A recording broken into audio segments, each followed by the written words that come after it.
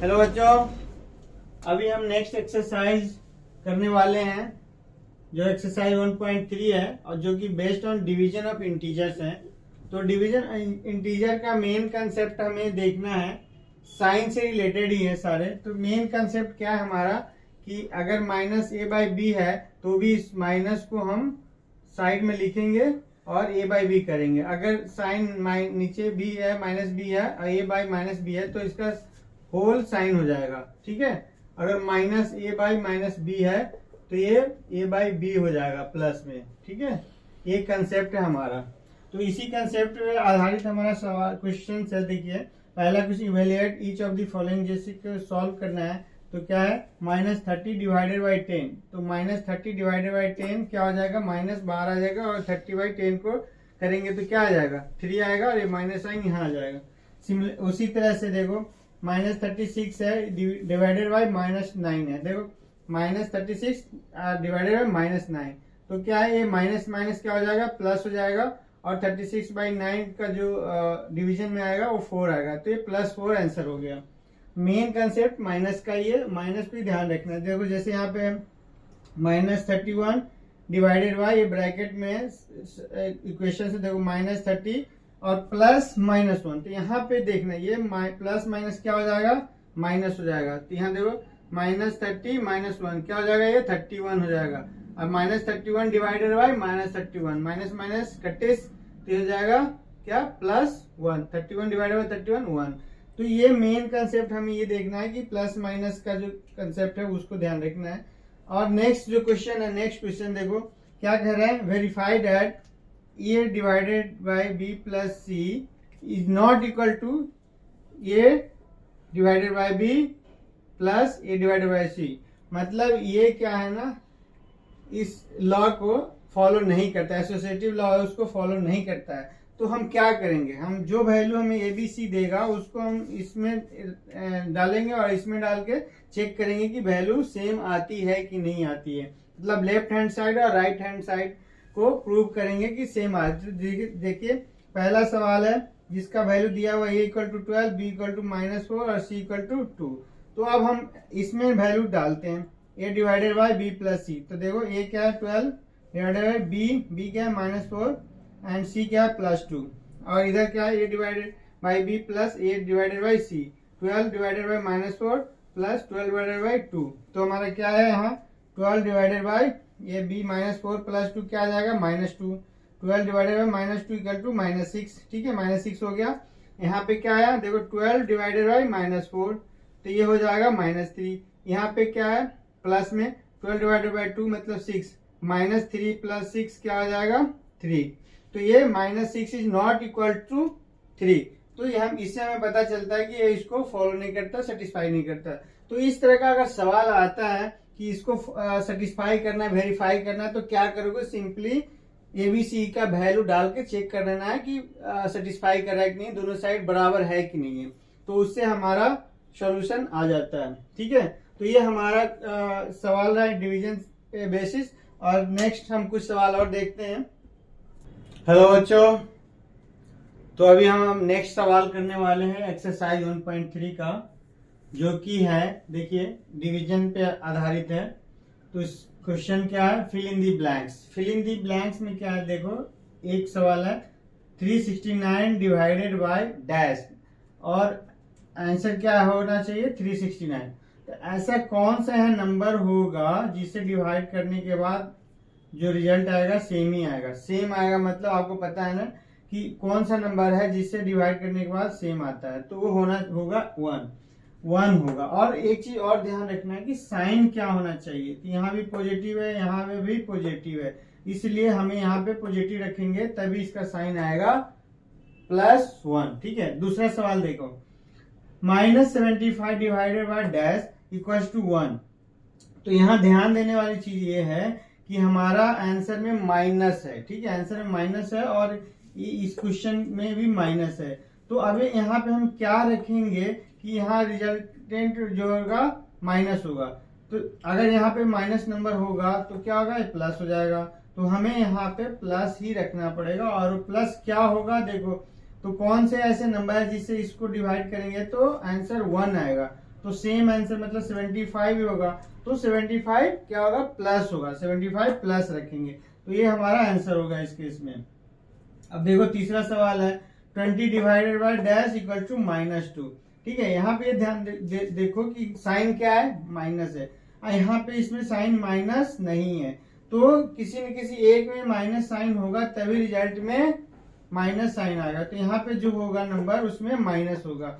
और माइनस क्या होगा, कौन सा ऐसा नंबर है जिसे डिवाइड करेंगे तो ये 2 आएगा, तो 10 होगा, तो 10 लिखेंगे और साइन क्या होगा, माइनस। इस चीज का मेनली ध्यान रखना है कि साइन क्या होना है। ठीक है, तो इस तरह का सवाल आप उम्मीद है कि आप बना लोगे, जो कि ऐसे देखो ए और बी कोई भी इसमें एक माइनस होगा तो रिजल्टेंट में माइनस आएगा, इसलिए आइदर ऊपर वाला या नीचे वाला, मतलब आइदर ये वाला ये वाला कोई भी एक माइनस होगा तो रिजल्ट में माइनस आएगा। ठीक है, तो इस कंसेप्ट को ध्यान रखना है हमें। ठीक है, अब चलो नेक्स्ट सवाल हमारा है write 5 pairs of integers A B के फॉर्म में लिखना है such that A divided by B equal to -3। आप देखो ये क्या लिखा है कि ऐसा नंबर ए और बी चाहिए जिसको ए को डिवाइड करते हैं बी से, तो आंसर क्या आता है, -3 आता है। अभी देखो हमने इस सॉल्यूशन के लिए देखो लिखा है हमने A divided by B equal to -3। तो देखो 3 आंसर हमें दिया हुआ है, -3 दिया हुआ है। तो पहले 3 का सोचते हैं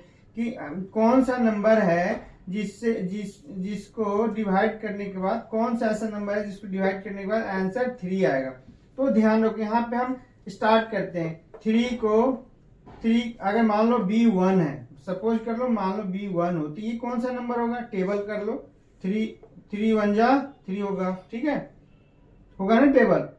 और देखो अगर B2 है तो क्या होगा, 3 2 जा 6। अगर यहाँ पे 3 है B तो 3 3 जा 9। अगर यहाँ पे B4 है तो क्या होगा, 12। तो ये सारे ऐसे नंबर है जबकि तुम डिवाइड करोगे, जैसे क्योंकि हमने टेबल के हिसाब से लिखा है, 3 में 1 डिवाइड करोगे 3 होगा, 6 में 2 डिवाइड करोगे तो 6 होगा, 9 में 3 डिवाइड करोगे तो 3 होगा। अब देखो दूसरी चीज, अब साइन लिखना है, साइन लेना है। साइन कैसे लोगे कि यहाँ पे रिजल्टेंट माइनस है, मतलब कोई भी एक नंबर में माइनस होगा तो ये रिजल्टेंट में माइनस होगा। तो इसलिए या तो ए माइनस होगा या बी माइनस होगा। तो हमने देखो ये 3 और -1 भी हो सकता है और -3 और 1 भी हो सकता है। ये देखो 2 पेयर ये बन सकते हैं। ठीक है, और फिर नेक्स्ट ये -6 2 हो सकता है या 6 -2 भी हो सकता है। ये 9 -3 भी हो सकता है और -9 और 3 भी हो सकता है। ठीक है, तो -12 और 4 भी हो सकता है, 4 और -12 भी हो सकता है। ठीक है, तो हमें ये माइनस के लिए कोई एक माइनस होना जरूरी है, तो ये पेयर हो गया। और ज्यादा एग्जांपल हम देखें तो यहाँ देखो, यहाँ अगर 5 रखते हैं तो 3 का टेबल में क्या होगा, 5 3 जा 15। और यहाँ पे देखो +15 -5 हो सकता है या -15 5 हो सकता है। इसी तरह से देखो 6 रखेंगे तो 18 होगा, और यहाँ एक माइनस इसमें रखो या इधर रखो। ठीक है, तो ये हमारा पेयर बन गया। ठीक है, कैसा पेयर बन गया, ए बी का, जो कि A divided by B equals to -3 होगा। तो इस तरह के जब भी सवाल आते हैं तो आप यही ध्यान रखना यहाँ पे कि इसको बेसिक से स्टार्ट करो, कहीं से भी स्टार्ट करो और इससे मल्टीप्लाई करो, टेबल लिखो, तो वो हमें पेयर मिलना शुरू हो जाएगा। प्लस साइन का ध्यान रखना है कि अगर यहाँ प्लस है, अगर यहाँ प्लस होता तो क्या होता, तो दोनों नंबर प्लस ही होते या दोनों नंबर माइनस हो सकते थे। ठीक है, यहाँ अगर प्लस होता तो दोनों नंबर या तो माइनस होता है, दोनों प्लस होता, तभी ये रिजल्टेंट प्लस होता। तो ये कंसेप्ट को ध्यान रखना है। ठीक है, फिर सारे सवाल आपके बन जाएंगे। तो अभी हमारा एक्सरसाइज 1.3 का 4 सवाल हो गया और नेक्स्ट सवाल देखते हैं। ठीक है, हेलो बच्चों, अभी हम इस एक्सरसाइज का नेक्स्ट सवाल करने वाले हैं। तो ये सवाल क्या बोल रहा है, क्वेश्चन क्या है, देखो टेम्परेचर एट 12 नून, ठीक है, was 10 degree Celsius above zero मतलब प्लस। ठीक है, प्लस में above zero. If it decrease at the rate of 2 degree Celsius per hour, मतलब 2 डिग्री सेल्सियस पर आवर घटता है अंटिल मिडनाइट तक घटता है। तो ये पूछ रहा है एट व्हाट टाइम। ठीक है, eight what time the temperature भी 8 डिग्री से बिलो द जीरो मतलब माइनस में रहेगा। ठीक है, और दूसरा क्वेश्चन क्या है, what would be the temperature at midnight. Midnight का मतलब क्या हो गया, 12 बजे रात को, ठीक है। 12 बजे क्या होगा टेम्परेचर। तो सिंपली हमें क्या करना है, हमें दिया हुआ है कि 2 degree Celsius per hour decrease हो रहा है, तो हम एक टेबल बना लेंगे। सिंपल सा कैसे टेबल, देखो टाइम क्या है 12 बजे नून, ठीक है 12 बजे नून है, उस समय टेम्परेचर क्या है 10 डिग्री सेल्सियस। अभी हम क्या करेंगे कि पर आवर के हिसाब से टाइमिंग बढ़ा देते हैं। तो देखो 12 बजे नून है, उसके बाद क्या बजेगा, 1 बजेगा, 2 बजेगा, 3 बजेगा, 4 बजेगा, 5 बजेगा, 6 बजेगा, 7 बजेगा, 8 बजेगा, ठीक है।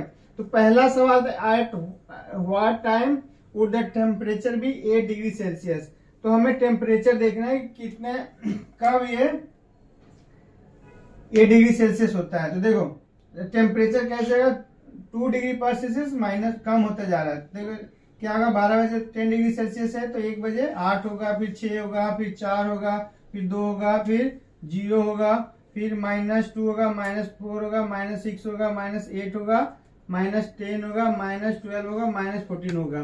तो पहला सवाल देखो, पहला सवाल क्या है, एट व्हाट टाइम टेम्परेचर भी 8 degree Celsius below the zero. Below the zero मतलब देखो माइनस में होगा, 8 डिग्री सेल्सियस पे क्या किस टाइम पे, तो ये क्या है 9 बजे क्या होगा -8 डिग्री सेल्सियस होगा। तो पहला आंसर क्या हो गया, पहला आंसर हो गया कि 9 o'clock, ठीक है, नाइट, इवनिंग बोल सकते हो, ठीक है। और दूसरा क्या है, देखो दूसरा क्या बोल रहा है, at what would be the temperature at midnight. Midnight मतलब कितने बजे, 12 बजे। देखो 12 बजे क्या होगा, टेम्परेचर क्या आएगा, देखो यहाँ पे टेबल में -40 डिग्री सेल्सियस। तो -40 डिग्री सेल्सियस मतलब 14 डिग्री सेल्सियस बिलो जीरो, क्या है बिलो जीरो। तो ये इस तरह से सवाल बन जाए। अब देखो इसमें ये टेबल बनाने से हमें क्या फायदा हुआ कि और भी सवाल बन सकते हैं और उसके जवाब हम दे सकते हैं, ठीक है। अगर कोई पूछेगा बताओ 0 डिग्री सेल्सियस कब होगा, तो हम क्या बोलेंगे 5 बजे शाम को, इवनिंग को, ठीक है। अब कोई बोलेगा कि 4 डिग्री सेल्सियस कब था, 3 o'clock नून में, ठीक है। तो इस तरह से हमें एक टेबल बनाने से एक क्लियर पिक्चर बन जाती है और उससे हम क्वेश्चन का आंसर आसानी से दे देते हैं, ठीक है। तो चलो ये सवाल तो हमारा हो गया, नेक्स्ट सवाल देखते हैं। हाँ बच्चों, तो अब इस एक्सरसाइज का नेक्स्ट सवाल देखते हैं। नेक्स्ट क्वेश्चन क्या है, देखो इन ए क्लास टेस्ट, ठीक है, +3 marks are given for every correct answer and -2 marks are given for every incorrect answer and no marks for attempting any question, for not attempting any question, ठीक है। तो कोई क्या है, आप जनरली कंपटीशन का एग्जाम देने जाते हो तो उसमें क्या होता है कि करेक्ट आंसर के लिए आपको प्लस मार्क्स दिया जाता है, लेकिन इनकरेक्ट अगर आपने क्वेश्चन सॉल्व किया तो उसके लिए नेगेटिव मार्किंग होती है। तो यहाँ पे क्या बोला है कि अगर सही आपने आंसर दिया तो +3 मार्क्स मिलेंगे, अगर गलत आंसर दिया तो -2 मार्क्स मिलेगा हर क्वेश्चन का, ठीक है। अगर कोई क्वेश्चन अटेम्प्ट नहीं किया तो उसमें कोई मार्क्स नहीं मिलेंगे ना कटेंगे, ठीक है। तो अभी क्या एक क्वेश्चन है कि राधिका ने कितना स्कोर किया, 20 मार्क्स स्कोर किया, कितना स्कोर किया 20 marks. If she got 12 correct, ठीक है, देखो राधिका ने कितने मार्क्स किए 12 करेक्ट और उसने कितने सही क्वेश्चन अटेम्प्ट किए थे, 12 किए थे। अगर 12 सही किए थे तो उसको 20 मार्क्स ही क्यों मिले बताओ, क्योंकि उसने कुछ गलत क्वेश्चन भी अटेम्प्ट किए, ठीक है, कुछ गलत अटेम्प्ट किए, इसीलिए क्या हुआ कम मार्क्स आए। तो अभी वही निकालना है उसने कितने गलत इनकरेक्ट क्वेश्चन अटेम्प्ट किए। देखो फॉर करेक्ट आंसर कितना मिल रहा है, +3 मार्क्स मिल रहा है, फॉर इनकरेक्ट कितना मिल रहा है, -2 मार्क्स मिल रहा है, और राधिका को कितना मार्क्स मिला है 20। अभी देखो कि इसने 12 करेक्ट आंसर किया था तो उसके लिए मार्क्स कितने मिलेंगे, 12 × 3, ठीक है। एक क्वेश्चन के लिए कितने मिल रहे थे +3, तो 36 मार्क्स हो गया।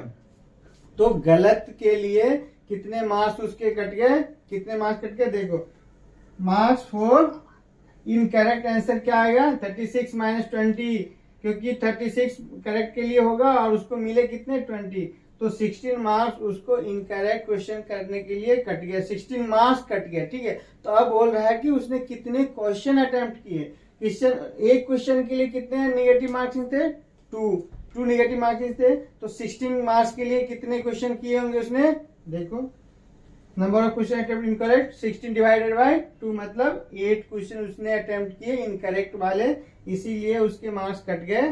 तो हमारा क्या होगा कोई answer, number of question attempted incorrect is 8। ठीक है, तो इस तरह का सवाल को हमें ऐसे सॉल्व करना है। ठीक है, अभी हमने इसका फर्स्ट क्वेश्चन देखा था और दूसरा इसी से रिलेटेड एक और क्वेश्चन है वो हम देखते हैं। ठीक है, तो बच्चों इस सवाल का दूसरा पार्ट है कि Mohini scored -5 marks in this test though she has got 7 correct answer. अब इस यहाँ क्या हो रहा है, ये इसको -5 मार्क्स मिले। ठीक है, क्यों, लेकिन उसने 7 करेक्ट आंसर भी किए थे, 7 करेक्ट आंसर भी किए थे, लेकिन फिर भी -5 मार्क्स आया।